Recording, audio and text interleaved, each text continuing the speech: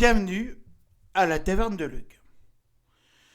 Bah écoutez, en ces temps un petit peu frisquets, en même temps on est au mois de décembre, bah écoutez, je vais continuer ma saga des numéros de Strange, que je vous conseille de lire. Et donc, nous avions débuté cette fameuse saga, je ne sais pas si vous vous en rappelez, par le numéro 94, avec cette fabuleuse couverture. Ensuite, on a eu le 95-96. Je vous avais dit que j'étais pas trop fan en fait des dessins, etc. Même si les aventures étaient plutôt intéressantes. Ensuite, je vous avais proposé le Strange 97. On pouvait voir le vautour, le lézard, le bouffon vert et le Docteur Octopus. Ensuite, attendez voir, c'est 97. Il y avait le 98 que je n'ai pas là, que j'ai... Bah, écoutez, donc il y avait le 98. Voilà. Et il y avait le 99 avec le gibbon. Voilà. Le 100, le 101. Voilà. Et en fait, nous nous étions arrêtés, par exemple pour l'épisode de Daredevil, avec Kraven le chasseur, qui avait battu en fait Daredevil et qui l'avait jeté du haut d'une falaise. Nous étions aussi aperçus que par un truc que je ne vais pas vous expliquer parce que je ne vais pas tout spoiler, que Daredevil avait rencontré la fameuse Dragon Lune. Dragon Lune, qui est donc la fille de Drax le Destructeur. Comme je vous avais dit, Dragon Lune est une héroïne, super-héroïne très arrogante et d'un haut potentiel psychique et aussi en arts martiaux. C'est elle qui a donc créé les super vilains que nous avions vus lors des épisodes précédents. Rappelez-vous, Angar le Cri, Ramrod, en fait le bulldozer, et le Messinois. Voilà. Donc en fait, elle va faire renaître Mordecai Jones, le Messie Noir, qui avait été détruit lors de l'épisode 94 dans ce Strange-là. Et en fait, on va s'apercevoir qu'effectivement, elle s'est trompée de par son arrogance. Elle a cru que Daredevil et la Veuve Noire étaient les serviteurs de Thanos. Et en fait, elle a loué le... Enfin, plutôt... Oui, c'est ça, en fait. Elle s'est prise d'amitié, en fait, on va dire, par l'avoué, le district attorney le plus influent de la ville de San Francisco, croyant qu'en fait, qu'il œuvrait pour le bien. Or, c'est... Effectivement, c'est faux, puisqu'elle en fait, elle s'aperçoit que Daredevil est un homme de bien, et que finalement, elle s'est fait avoir par cet homme. Je passe. Et donc, qui s'appelle Kerwin Broderick, qui est en fait un avocat pourri,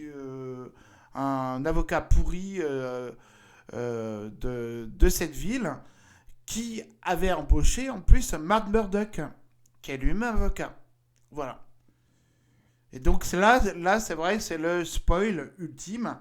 C'est-à-dire que là, on apprend vraiment que c'est un méchant, c'est quelqu'un qui est mégalomane, qui se soucie comme d'une guigne de la vie des autres et qui ne veut que accéder en fait au pouvoir. Et grâce ou à cause de l'arrogance de Dragon Lune, a vu en fait dans sa technologie, ce qu'elle vient de Titan, etc., qu'il pouvait accéder en fait au pouvoir ultime finalement. Et donc là, nous voyons dans les dernières pages, donc là c'est Strange 101, pardon, que Dragon Lune commence à comprendre, enfin plutôt a compris qu'elle s'était fait avoir. Pardon, que je vous dise, voilà, lui c'est, voilà, et c'est le boss aussi de Matt Murdock, hein, dans le bureau en fait des avocats. Et voilà, elle se fait tirer dessus, et Dragon Lune est en passe de mourir. Là où c'est intéressant, c'est que nous avons un nouveau personnage qui va arriver, qui s'appelle Terex.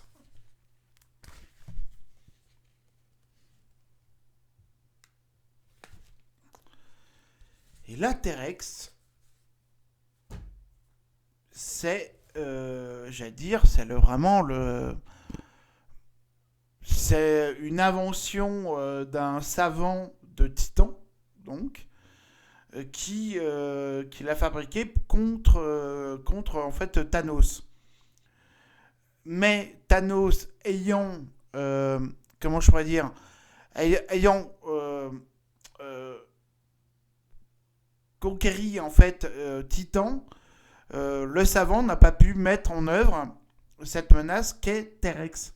Voilà, en fait Thanos est intervenu trop tôt et le savant est mort avant de pouvoir mettre cette engeance en œuvre. C'est ce que nous allons découvrir dans le Strange 102. Comme vous pouvez voir cette superbe couverture où il y a Daredevil, la Veuve Noire et le Bulldozer qui est ici.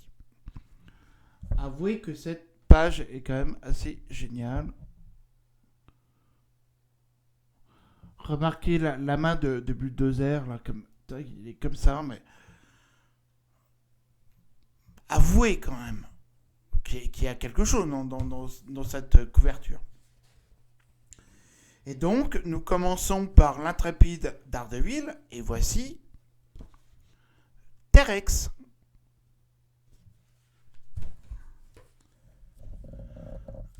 Alors, je vous passe parce que j'ai pas envie de vous spoiler. Il faut vraiment que vous lisiez parce que c'est super intéressant. Je vous laisse parcourir quelques pages.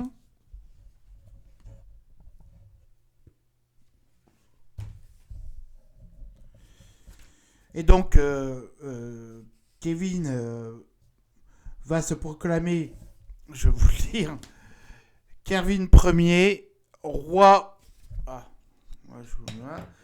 Kevin Ier, roi du Golden Gate, agenouille-toi devant moi, homme en rouge, car après m'être uni à Terex, j'aurai le pouvoir de vie et de mort sur cette cité.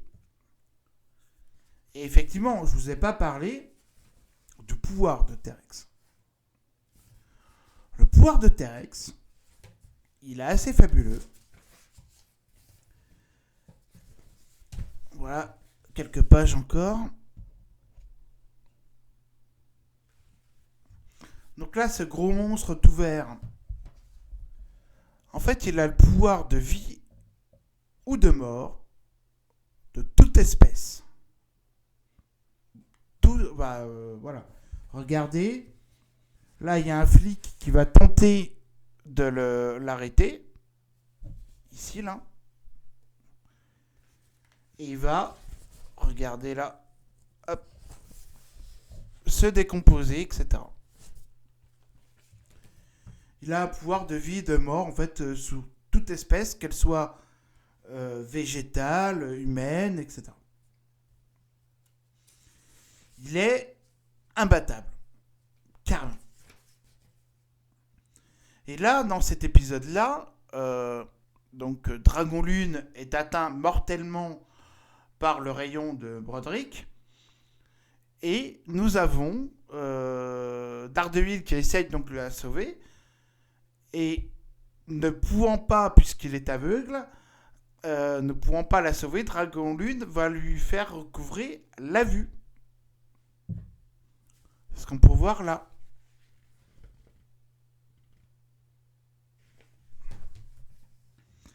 Donc il va recouvrir la vue parce que en fait pour sauver Dragon Lune, en fait il est obligé en fait de voir en fait les boutons, les cadrans, etc. Enfin bref, je vous passe l'histoire. Et donc nous retrouvons le fameux hangar Le Cri.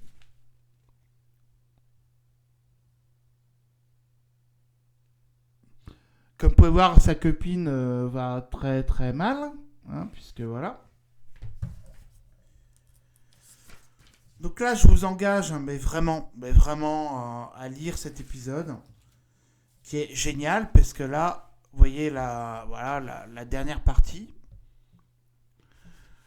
où en fait, Terex est une entité, si vous voulez, qui est non vivante, qui est ni vivante ni morte en fait.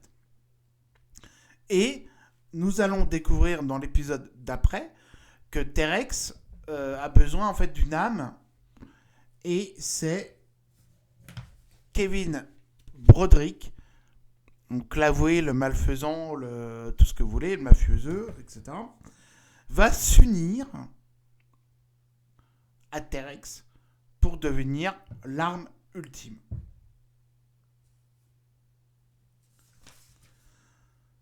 Nous avions découvert en fait que donc lors de la dernière fois que le mandarin était en fait la cause de multitude de comment je pourrais dire de était la cause en fait d'Ultimo, etc., etc. Donc Iron Man donc part en Chine combattre le mandarin qu'il croyait mort, hein, rappelez-vous.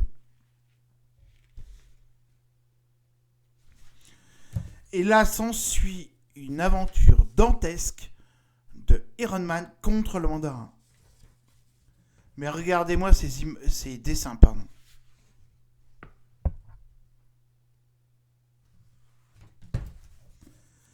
C'est vraiment une aventure que vous devez, vraiment, voilà.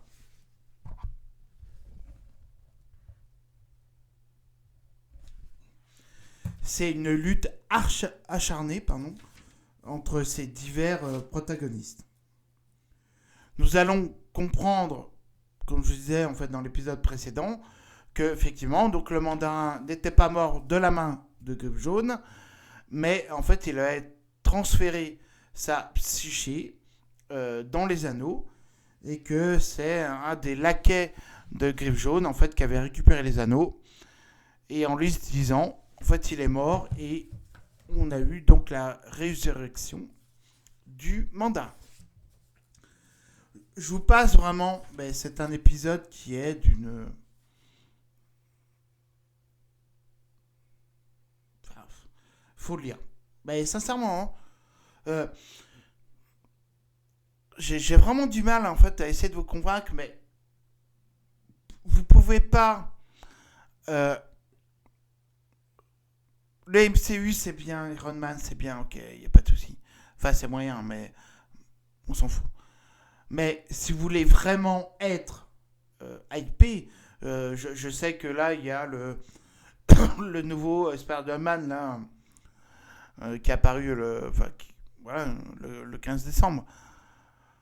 Moi je pense que ce sera un film moyen, parce que de toute façon le MCU ne fait que des films moyens, voire pas bons du tout. Mais si vous voulez vraiment avoir la quintessence d'un combat, la quintessence d'un scénario, l'émotion que cette histoire procure, lisez ça. Et après, dites-moi vraiment si le MCU c'est meilleur. C'est pas possible. C'est pas possible. Cherchez pas. C'est parce que je suis fan que je suis nostalgique. Je m'en fous. Ça, c'est meilleur. Ça, c'est meilleur. Et donc, nous avons l'aventure de l'homme araignée, que vous connaissez sous le nom de Spider-Man. Là, ça, je vous apprends rien. Et là, en fait, nous avons une histoire politique, carrément politique. Donc, je ne vais pas aller plus loin. Cette aventure-là, alors ça date du 5 juin 1978. Vous voyez, j'avais 6 ans. Bref. Et c'est d'une... Mais là encore, c'est d'une intensité intellectuelle énorme. Mais je ne n'exagère pas quand je dis c'est intellectuel. C'est-à-dire que là, en fait, on va rencontrer quelqu'un, enfin un homme politique. Là, je vous donne encore quelques pages. Qui va se présenter à la mairie en fait, de New York. Et Spider-Man donc va se battre contre un autre ennemi. Mais non, il faut absolument pas que je vous dise en fait la fin parce que c'est chiant en fait. Oui, tout ce que je peux vous dire c'est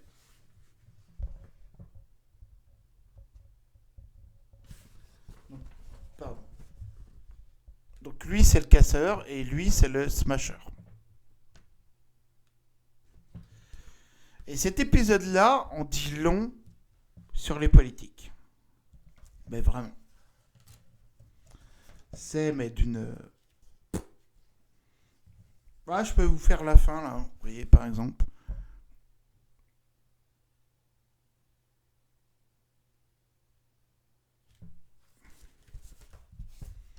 Génial. Je vais vous mettre là au dos là ce qu'il y a. En fait, donc là nous avons un Nova avec le Zephyr d'argent et Mephisto.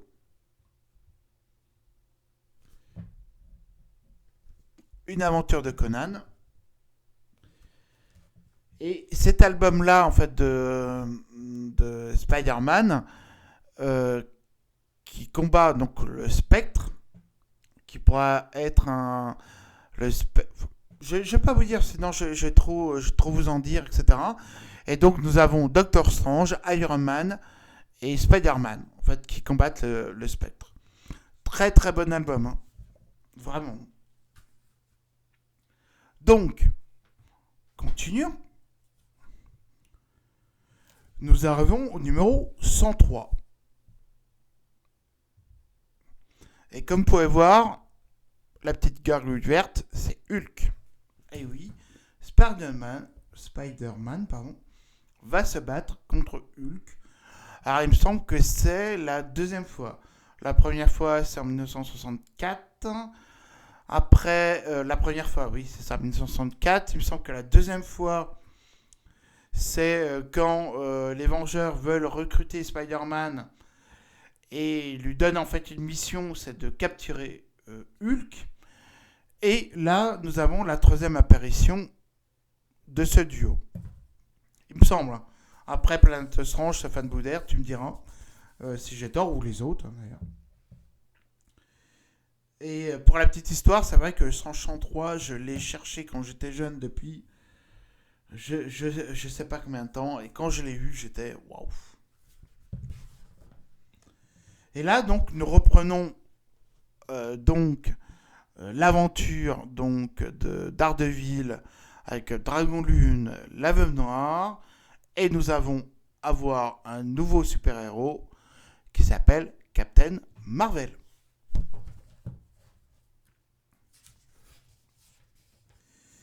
Comme je vous disais, l'humain va fusionner avec T-Rex et devenir en fait une abomination, on va dire. Vous voyez, là, il prend les traits. Quoi. Alors, hop, on va passer. Donc là, nous avons Captain Marvel qui arrive. Captain Marvel, au début, c'est un garçon. Hein. Enfin, plutôt, c'est un homme. Hein. Après, c'est vrai que ça va devenir une fille, etc. Et là, nous avons un petit complexe. Complexe, non. Nous avons plutôt une théorie. Je vous laisse encore passer quelques images.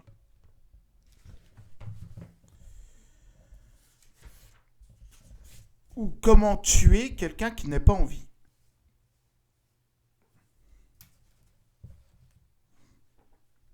D'accord. C'est un peu chiant. Et là, je vais vous lire un petit peu ce qui, moi, m'a lancé perplexe pendant des années, quand j'avais une dizaine d'années,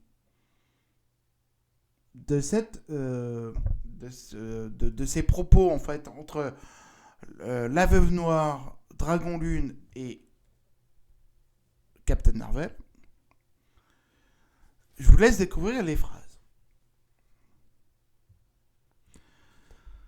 Alors, nanana.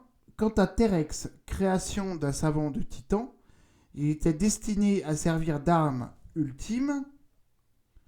Si Thanos avait gagné, Terex aurait été libéré pour détruire toute vie sur Titan, pour frustrer le vainqueur de son butin, mais Thanos a frappé trop tôt.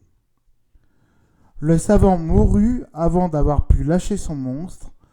Un seul être sur Titan savait ce que cachait cette créature. Et donc là, Dragon Lune dit, oui, en fait c'est de ma faute, c'est moi qui l'ai amené sur Terre. Et là, c'est intéressant. Dites-moi en commentaire, etc., ce que vous pensez de cette pensée, enfin, j'allais dire philosophique, mais ouais, pourquoi pas, ouais, philosophique, allez, on y va. Donc, Dragon Lune dit, moi qui ai par étourderie ai amené sur la Terre une menace indestructible. Captain Marvel répond, non, tout, même Terex, peut être détruit par son contraire, de même que l'antimatière annihile la matière. De même, Terex, être de vie pure, peut être anéanti par la non-vie. Concept intéressant, la non-vie. Et là, nous avons la Veuve Noire qui répond, donc, je m'y perds, la mort n'est-elle pas le contraire de la vie? Non, veuve, la mort n'est que l'absence de vie, comme le vide est l'absence de matière, et non pas l'antimatière. Oui, mais qu'est-ce que la non-vie? Dit la Veuve Noire. Et là, nous avons Captain Marvel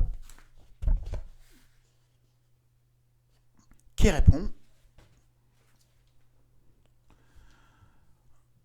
Pour ceux qui ne connaissent pas l'univers au-delà de cette sphère, toute description est impossible. Et l'on ne peut obtenir cette non-vie pour le moment. Mais pour le reste, un espoir subsiste. Il faut attaquer la conscience humaine de Guy Broderick.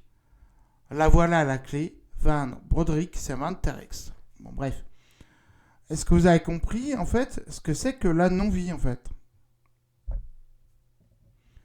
La mort n'est que l'absence de vie, comme le vide est l'absence de matière, et non pas l'antimatière.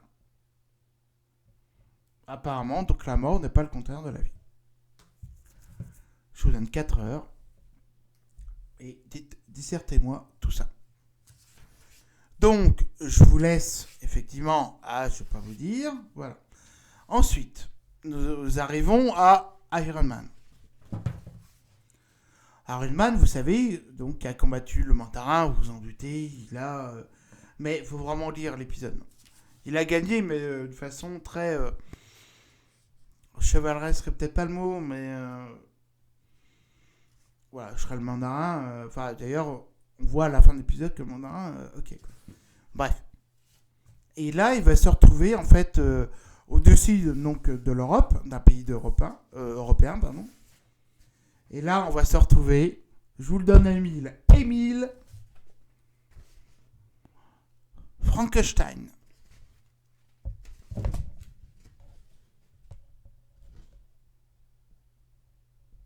Ouais. Trop cool, hein. Et là, il va se battre, etc. Et en fait, l'ennemi n'est pas Frankenstein. Et regardez cette image, à quel point elle est puissante.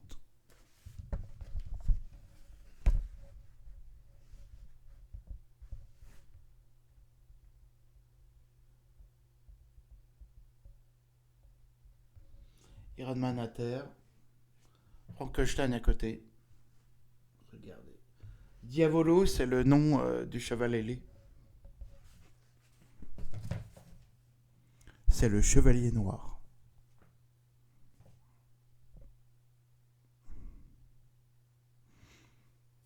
Hein? Le MCU. Bref. Donc là, nous avons la fin de l'histoire, comme je disais, de cet homme politique. Enfin non, je ne l'ai pas dit. L'homme politique, en fait, essaie de combattre la pègre, etc. Et cet homme politique qui s'appelle Riley va être, comment je pourrais dire, va être combattu en fait par la mafia, etc. Bref. Et là, c'est un de ces monstres. C'est un des monstres créés par le casseur qui va essayer d'empêcher la candidature de Raleigh d'aboutir. Et là, nous avons des aventures dantesques. Hein. Je suis désolé. Hein.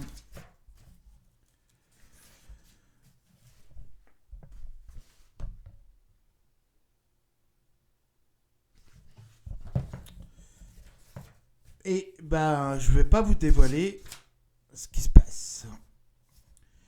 Même si à la fin, pareil, nous avons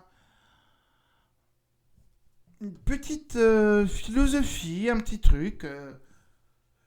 Comme quoi, en fait, faut pas tout. Je vais peut-être vous spoiler, mais. Comme quoi, en fait, faut pas croire les hommes politiques quand ils disent qu'ils sont blancs comme des agneaux. Voilà. Et là, nous avons donc le deuxième épisode de Strange. Hein. Oui, deuxième épisode de Spider-Man dans Strange. Et donc là, Spider-Man va combattre Hulk au Québec. Enfin, à Montréal d'ailleurs, pour être plus précis.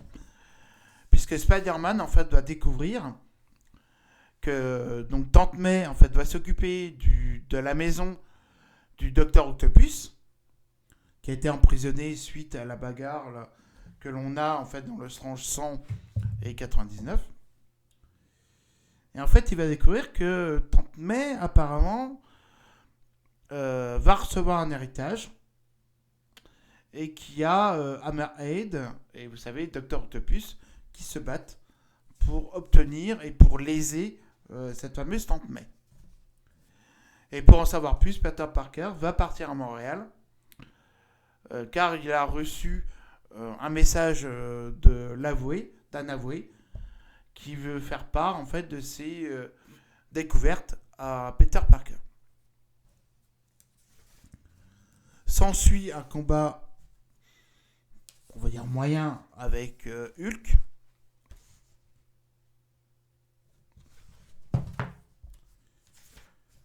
Quand même plutôt intéressant.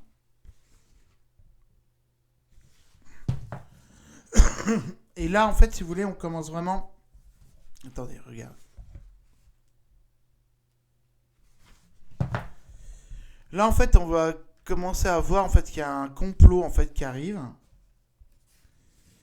Et on va commencer à voir parce qu'il y a quand même des morts, hein, quand même. Comme quoi, je sais pas si Batman ne tue pas, mais en tout cas, là il y a des morts. Hein. Enfin, un en tout cas. Et donc voilà. Et effectivement, c'est le dernier épisode,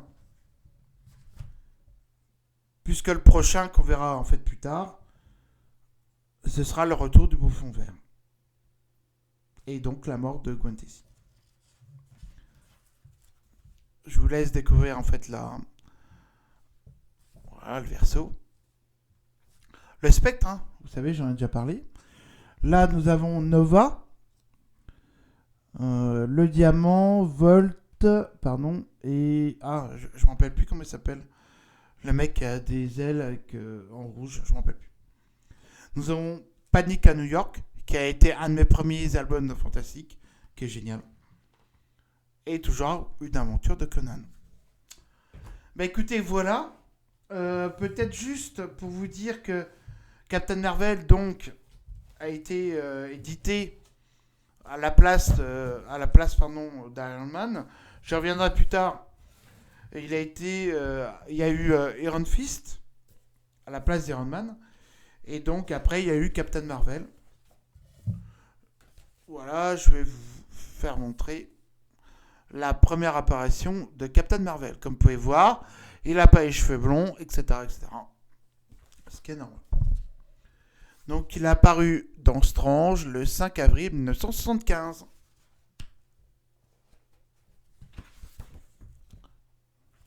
Avec Rick Jones, qui est l'ami de Hulk, le confident même plutôt de Hulk, l'ami de Captain America, etc. Et il va être on va dire le pendant de Captain Marvel. Je peux vous montrer peut-être quelques petites couvertures.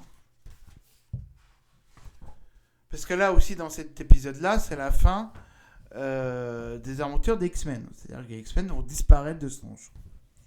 Ceci étant le dernier épisode de Strange des X-Men, paru dans le numéro 63 du 5 mars 1975. Voilà. Je crois qu'on a fait un peu le tour. Voilà, c'est Noël bientôt. Écoutez, j'espère que vous allez bien fêter Noël. C'est vrai que j'avais dit à Stéphane Boudère si on pouvait faire peut-être un live avant. Je pense pas que ce soit nécessaire. Écoutez, je pense que je reviendrai pendant les périodes de fête. En tout cas, d'ici là, écoutez, portez-vous bien. Hein, faites des cadeaux. Alors, je me suis acheté des cadeaux. Ce que je fais en fait tous les ans. En fait. Alors, c'est peut-être totalement narcissique. Hein, là, je comprends peut-être très bien, mais en fait, non. J'aime bien m'acheter mes propres cadeaux, etc. Donc, je vous délivrerai finalement ce que j'ai acheté pour Noël, parce que finalement, en fait, ce que je fais, c'est que je vais dans les libraires, etc. Je me choisis mes cadeaux. Généralement, j'en choisis 3. Je ne cherchais pas à comprendre pour quelle raison. Et une fois les avoir achetés, donc là, j'en ai acheté un dans une librairie. J'en ai acheté un sur eBay. Et j'ai acheté un autre dans un bureau de tabac. Et donc je les achète. Donc là, je les ai achetés le week-end dernier.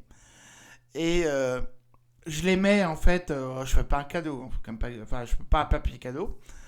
C'est-à-dire en fait, je les mets sous plastique, etc. Dans un petit carton plastique. Et je ne les lirai pas jusqu'au 24 décembre où je vais ouvrir mes cadeaux. Voilà. Alors normalement, ce que j'ai acheté va me plaire, parce qu'il ne faut quand même pas imaginer que j'achète un truc qui ne me plaît pas. Bon là c'est plus l'hôpital psychiatrique qu'il me faudrait. Donc voilà, donc j'attends avec impatience de découvrir en fait les cadeaux que je me suis achetés. Faites ça chez vous, après tout.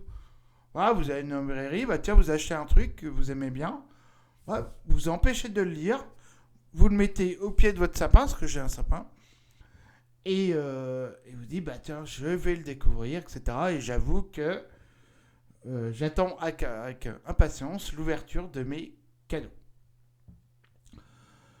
Et écoutez, voilà,